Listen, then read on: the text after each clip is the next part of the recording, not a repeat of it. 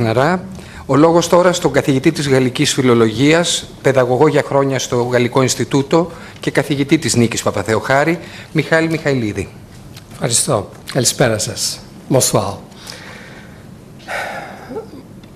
C'est avec beaucoup de joie que je participe ce soir à la présentation du nouveau livre bilingue de Niki Papa-Theochari, Les animaux et leurs hommes.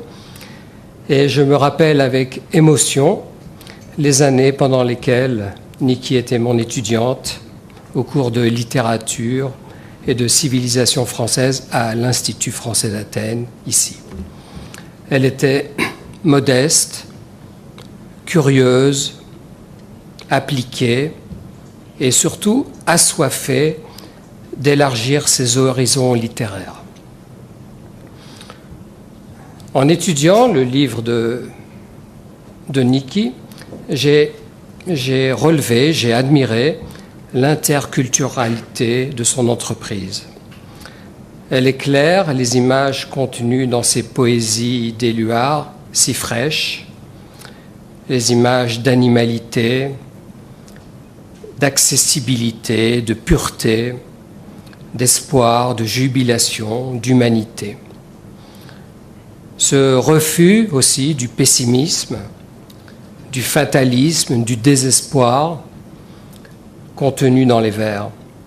Elle s'intéresse au temps, relevant ses présents porteurs de l'instant à savourer, ses présents de vérité éternelle, ses conditionnels porteurs d'imagination, d'espoir.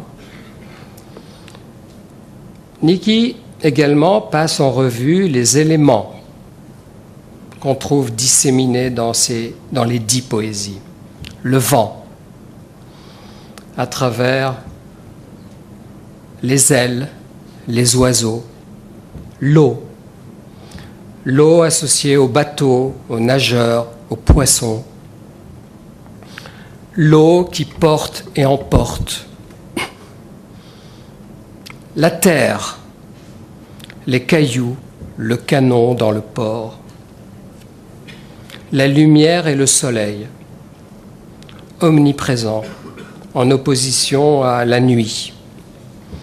Elle souligne le travail du poète sur les mots porteurs de sentiments, d'émotions, de sensations, de couleurs et sur les sonorités aussi, notamment celle du rire universel, qui n'est pas le propre de l'homme, comme tu disais, Lina.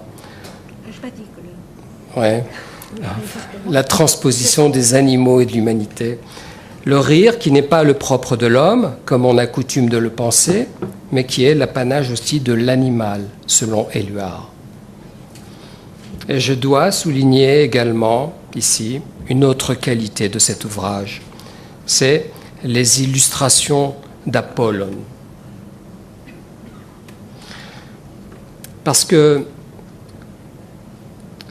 leurs yeux sont si expressifs.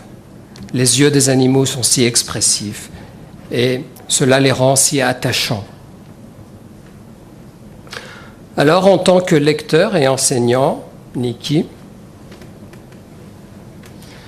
je ressens le besoin de te dire merci, car les années passant, à travers tes chansons, tes dimensions scéniques et plastiques qu'on peut voir au fond de la salle, tes écrits et tes recherches, tu t'évertues toi aussi, modestement comme Éluard, à libérer le langage, les formes et les couleurs pour changer la vie.